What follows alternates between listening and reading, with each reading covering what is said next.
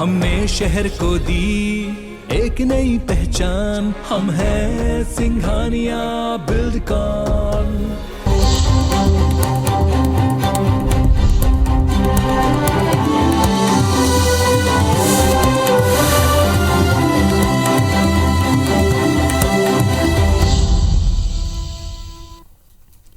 नमस्कार, बहुत स्वागत है आप सबका। आप देख रहे हैं मेरा मध्य प्रदेश। मैं हूं पुनीत पाठक। मध्य प्रदेश की दिन भर की बड़ी खबरें विस्तार से जानते हैं। मध्य प्रदेश में अब स्कूल 100% क्षमता के साथ खुलेंगे। स्कूल शिक्षा विभाग ने इस बाबत आदेश आज जारी कर दिया। प्रदेश के सभी स्कूलों में पहली से 12वीं तक की कक्षाएं विद्यार्थियों की 100% उपस्थिति के साथ शुरू की जाएंगी। सोमवार से मध्य प्रदेश के स्कूल सभी विद्यार्थियों के लिए खुल जाएंगे। स्कूल में शिक्षकों और विद्यार्थियों को मास्क लगाने और सोशल डिस्टेंसिंग का पालन करने का निर्देश है। इसके पहले कोरोना संक्रमण के प्रकरणों में लगातार आती कमी को देखते हुए सरकार ने महामारी को नियंत्रित करने के लिए जो प्रतिबंध लगाए थे वो हटा लिए हैं। अब सिर्फ रात 11 बजे से सुबह 5 बजे तक कर्फ्यू रहेगा। स्कूल, कॉलेज, छात्रावास पूरी क्षमता के साथ चलेंगे। विवाह आयोजन, अंतिम संस्कार के लिए भी संख्या का कोई बंधन नहीं होगा। कलेक्टर्स को मास्क का उपयोग और सोशल डिस्टेंसिंग का पालन करवाना सुनिश्चित करना होगा।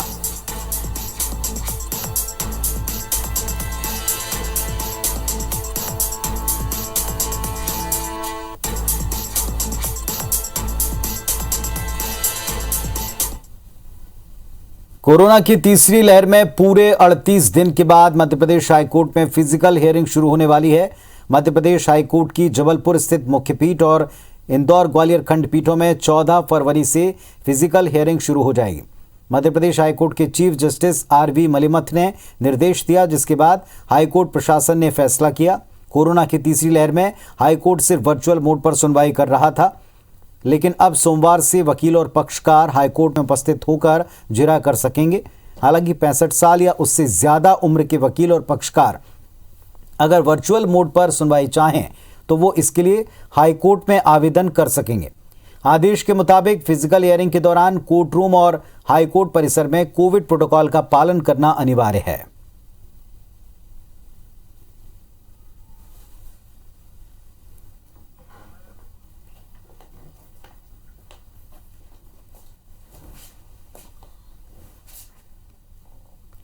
और इस वक्त हमारे दो सहयोगी जुड़ रहे हैं। विजेंद्र पांडे जुड़े हैं जबलपुर से हमारे साथ में, और सुधीर जुड़ गए हैं भोपाल से।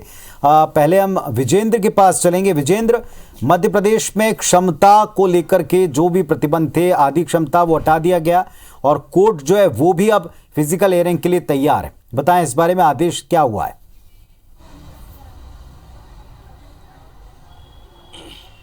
जी हाँ पुनीत, तीसरी लहर के अगर आंकड़ों को देखते हैं तो कहीं ना कहीं दूसरी लहर के जो आंकड़े थे वो टूटते नज़र आए रोज़ाना मिल रहे संक्रमितों के मामले में। और हाई कोर्ट में काम करने वाले तमाम जजेस या जुडिशियल ऑफिसर्स की बात करें या वकीलों की बात करें, वो भी बड़ी तादाद में संक्रमित हुए थे। यही वजह है कि तीसरी लहर में फिजिकल हियरिंग पर हाई कोर्ट की ओर से रोक लगा दी गई थी और तमाम मुकदमों की सुनवाई सिर्फ वर्चुअल मोड पर की जा रही थी। लेकिन जैसे जैसे कोरोना संक्रमण घटा है, तमाम पाबंदियाँ हटाई गई हैं, वैसे ही हाई कोर्ट भी अब फिजिकल मोड पर सुनवाई करने जा रहा है। और ये आदेश चीफ जस्टिस आर.वी. मलिमथ के निर्देश पर जारी किया गया है हाई कोर्ट प्रशासन के तहत, जिससे फिजिकल मोड पर अब सुनवाई मुमकिन हो सकेगी। न सिर्फ जबलपुर स्थित मुख्य पीठ बल्कि इंदौर और ग्वालियर खंडपीठों पर भी फिजिकल हियरिंग हो पाएगी। यानी पक्षकार और तमाम जो वकील हैं वो भौतिक तौर पर उपस्थित रहकर जिरह हाई कोर्ट में कर सकेंगे। और महाधिवक्ता कार्यालय सुनिश्चित करेगा कि तमाम मुकदमों पर फिजिकल हियरिंग के लिए, भौतिक सुनवाई के लिए शासकीय अधिवक्ता और पैनल लॉयर्स वहां पर कोर्ट रूम में मौजूद रहें। हालांकि एक विकल्प हाईकोर्ट ने ज़रूर दिया है कि 65 साल से अधिक उम्र के जो वकील हों या पक्षकार हों, हाईकोर्ट में उपस्थित ना होना चाहते हों, तो वो वर्चुअल मोड पर सुनवाई के लिए एप्लीकेशन एक तरह से फाइल कर सकते हैं। और तमाम इस मामले में कोविड प्रोटोकॉल का पालन जो है वो सुनिश्चित करना होगा तमाम लोगों को। और महाधिवक्ता कार्यालय ये सुनिश्चित करेगा कि पैनल लॉयर्स जो हैं फिजिकल मोड पर हियरिंग के लिए हाई कोर्ट में उपस्थित रहें। तो माना जा सकता है कि जिस तरह से तमाम पाबंदियां कोरोना संक्रमण घटने के बाद हटाई गई हैं, उसके चलते हाई कोर्ट में के दरवाजे भी फिजिकल हियरिंग के लिए अब खुल गए हैं और पक्षकार और वकील अब कोर्ट में पहुँचकर हियरिंग कर सकेंगे। जी चलिए, भोपाल से भी हमारे सहयोगी सुधीर जुड़े हैं। सुधीर, अब सारे प्रतिबंध एक एक करके हटाए गए। स्कूलों को लेकर के भी जो एक लिमिट थी कि आप आधी क्षमता के साथ खोलें, वो भी हट गई है।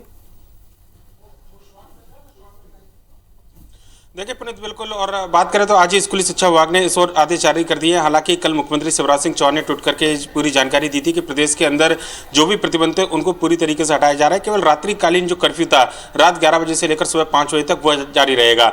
हालांकि प्रदेश के अंदर बड़े आयोजन किए जा सकेंगे, पर लेकिन कोविड प्रोटोकॉल का पालन करना होगा। लोग मास्क लगा कर रहे हैं, इस बारे में भी सरकार के द्वारा अपील की गई है। पर लेकिन मुख्यमंत्री के इस निर्देश के बाद में आज पहला आदेश स्कूली शिक्षा विभाग का जारी हुआ है। प्रदेश के अंदर अब तक 50% क्षमता के साथ में स्कूलों को लगाया जा रहा था और उसके बाद में लगभग कहना चाहिए कि 1.25 महीने के बाद मध्य प्रदेश में स्कूल अब पूरी क्षमता के साथ में फिर से खुलने जा रहे हैं। आज जो आदेश जारी हुआ है उसको तत्काल प्रभाव से लागू माना गया है। न केवल स्कूलों में बल्कि जो प्रदेश के अंदर हॉस्टल हैं उनको भी 100% क्षमता के साथ में खोलने के निर्देश इस आदेश के साथ में दिए गए हैं। लिहाजा सोमवार से जब भी स्कूल खुलेंगे मध्य प्रदेश में तो 100% क्षमता के साथ में स्कूल खोले जा सकते हैं। इस दौरान कोविड जो प्रोटोकॉल है उसका पूरी तरीके से पालन करना होगा। इससे पहले खुद मुख्यमंत्री शिवराज सिंह चौहान ने ये जानकारी दी थी कि प्रदेश के अंदर मेले, जो सम्मेलन है या फिर शादी विवाह के अंदर जो प्रतिबंध था संख्या को लेकर या फिर रैली या दूसरे आयोजन को लेकर जो प्रतिबंध था उन सभी से प्रतिबंध हटाया गया है। रात्रिकालीन कर्फ्यू जारी रहेगा, पर लेकिन स्कूल और कॉलेज जो है अब 100% क्षमता के साथ में सोमवार से एक बार फिर से खुलते हुए नजर आएंगे। पुनीत, चलिए, बहुत शुक्रिया आप दोनों का इस पूरे अपडेट के लिए। तो स्कूल कॉलेज अपनी पूरी क्षमता के साथ सोमवार से खुलेंगे, साथ ही जो फिजिकल हियरिंग है कोर्ट में वो भी सोमवार से शुरू हो जाएगी।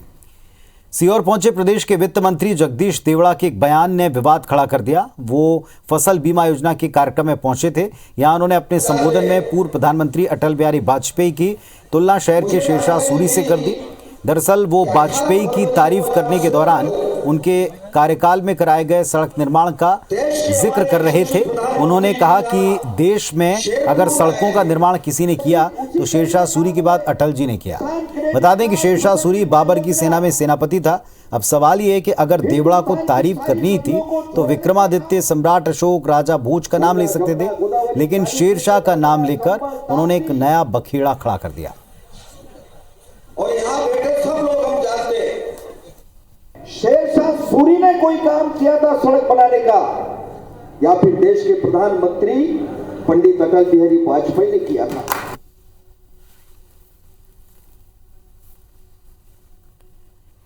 मध्य प्रदेश में साल 2023 में विधानसभा चुनाव ने और ऐसे में बीजेपी कांग्रेस हर वर्ग को साधने में जुटी है। जनजातीय वर्गों के बाद राजनीतिक दल अनुसूचित जाति वर्ग को रिझाने में लगे हैं।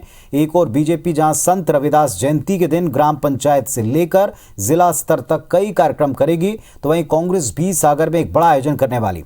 कांग्रेस के इस कार्यक्रम को लेकर बीजेपी हमलावर है। कैबिनेट मंत्री विश्वास सारंग ने कहा कि कांग्रेस केवल अपने राजनीतिक लाभ के लिए ऐसे कार्यक्रम करती है और इसी वजह से कांग्रेस की हालत है।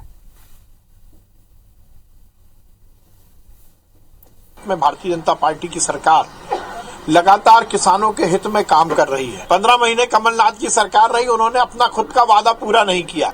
कांग्रेस के साथ दिक्कत यही है, चाहे वो सरकार में रही हो या विपक्ष में रही हो, उन्होंने केवल और केवल अपनी राजनीतिक एजेंडे की पूर्ति के लिए कार्यक्रमों को आयोजित किया है। भोपाल रेल मंडल की मनमानी और लापरवाही, रेल मंत्री से हरी झंडी दिखाने के लिए बदला ट्रेन का समय। यात्रियों को समय परिवर्तन की कोई जानकारी नहीं दी गई। रानी कमलापति रीवा सुपरफास्ट को 2 घंटे पहले रवाना कर दिया। रेलवे ने शाम 5 बजे ट्रेन की रवानगी का दिया था समय। यात्रियों ने रानी कमलापति रेलवे स्टेशन पर इस बात को लेकर जमकर हंगामा किया। रेल अधिकारियों ने रिफंड का हवाला देकर इससे पल्ला झाड़ लिया। तो भोपाल रेल मंडल में मनमानी नजर आई है। यात्रियों को समय परिवर्तन की कोई जानकारी नहीं दी गई। रेल मंत्री से हरी झंडी दिखाने के लिए ट्रेन का टाइम भी बदल दिया, लेकिन यात्रियों को इसकी कोई खबर नहीं दी गई। रानी कमलापति रीवा सुपरफास्ट को 2 घंटे पहले रवाना कर दिया। कई यात्रियों की ट्रेन इसमें चूक गई। रेलवे ने शाम 5 बजे ट्रेन की रवानगी का समय दिया था।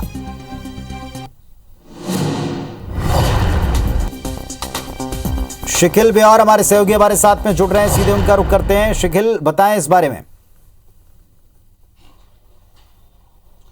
देखिए, निश्चित तौर पर जिस प्रकार से पहले भी कई बार देखा गया है कि रेलवे की मनमानी और लापरवाही सामने आती है, लेकिन इस बार तो हद ही इस बात की हुई कि रेल मंत्री से हरी झंडी दिखाने के लिए जो निर्धारित समय दिया गया था, जिसे हम डिपॉर्चर टाइम कहते हैं, उससे लगभग 2 घंटे पहले ही ट्रेन को रवाना कर दिया गया। और आश्चर्य की बात तो यह है कि सैकड़ों यात्रियों ने इसमें रिजर्वेशन कराया था, क्योंकि ये जो ट्रेन है सुपरफास्ट, ये आज ही से इसका संचालन शुरू किया जाना था। इसका समय जो है लगभग शाम को 5 बजे निर्धारित किया था, लेकिन इसकी कोई जानकारी नहीं दी गई और इसी के चलते जो सैकड़ों यात्री थे वो कहीं ना कहीं अपनी यात्रा से चूक गए। और इसके बाद जो यात्रियों का गुस्सा है वो भी स्टेशन मास्टर के ऊपर फूटा और साथ ही साथ साफ तौर पर आरोप मनमानी का लगाया। ये सवाल पूछे गए कि आखिर ये कैसी व्यवस्था है कि 2 घंटे पहले ट्रेन को रवानगी कर दिया जाता है, लेकिन सैकड़ों यात्रियों को SMS के जरिए या टेलीफोनिक के जरिए किसी भी प्रकार की कोई सूचना नहीं दी जाती। और इसे लेकर जबरदस्त एक हंगामा यहाँ पर हुआ। और इतना ही नहीं बल्कि रेल अधिकारियों ने यह आश्वासन दिया कि उनका जो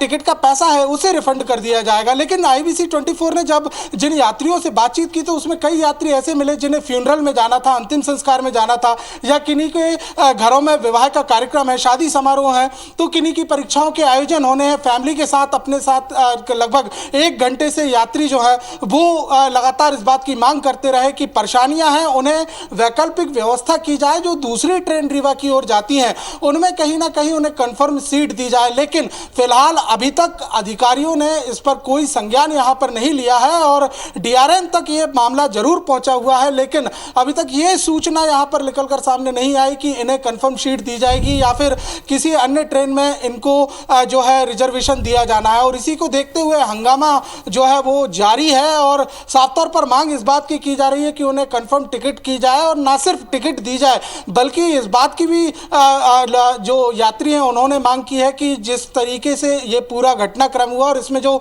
जिम्मेदार अधिकारी हैं उन पर भी कार्रवाई की जानी चाहिए।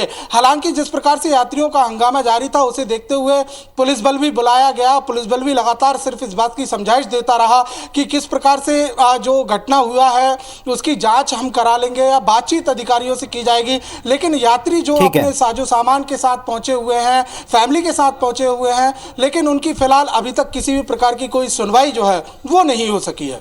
जी चलिए, तो बड़ी अजीब स्थिति है कि यहाँ ट्रेन को पहले रवाना कर दिया हरी झंडी दिखाने के चक्कर में, लेकिन यात्रियों को जिनको इस ट्रेन में सफर करना था उनको इस बात की खबर नहीं की गई और इसी बात पर यात्री हंगामा कर रहे हैं। शुक्रिया आपका शकील इस पूरी जानकारी के लिए। चलिए देखते हैं बिग न्यूज।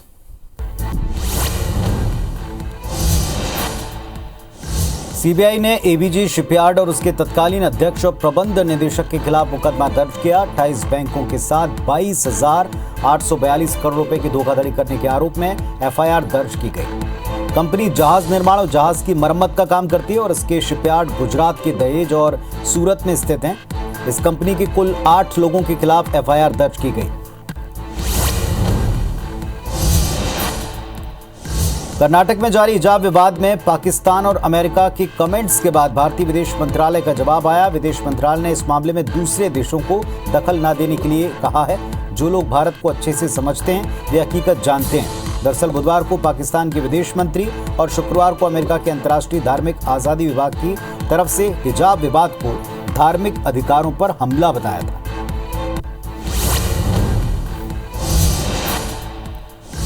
IRCTC ने रेल मंत्रालय के निर्देश के बाद अब ट्रेनों में एक बार फिर पका हुआ भोजन दिए जाने की सुविधा को बहाल कर दिया है। अब 80% ट्रेनों में पका हुआ भोजन दिया जा रहा था, लेकिन अब 14 फरवरी तक 100% ट्रेनों में पका हुआ भोजन मिलना शुरू हो जाएगा।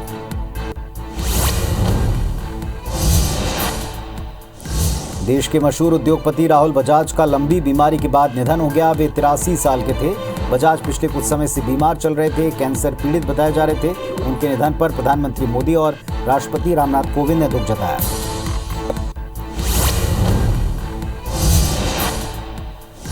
IPL के 15वें सीजन की नीलामी में भारत के विकेटकीपर बल्लेबाज ईशान किशन को मुंबई इंडियंस ने 15 करोड़ 25 लाख पर खरीदा। ईशान किशन IPL के इतिहास के दूसरे सबसे महंगे भारतीय बने।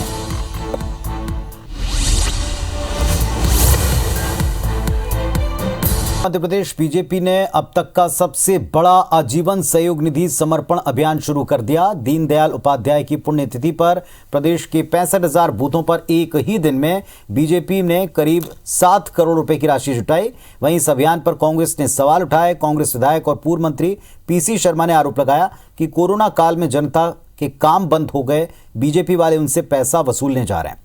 उन्होंने इसे बी कंपनी की वसूली अभियान करार दिया। पलटवार करते हुए कैबिनेट मंत्री विश्वास सारंग ने कहा, कांग्रेस को केवल बुराई ही दिखती है।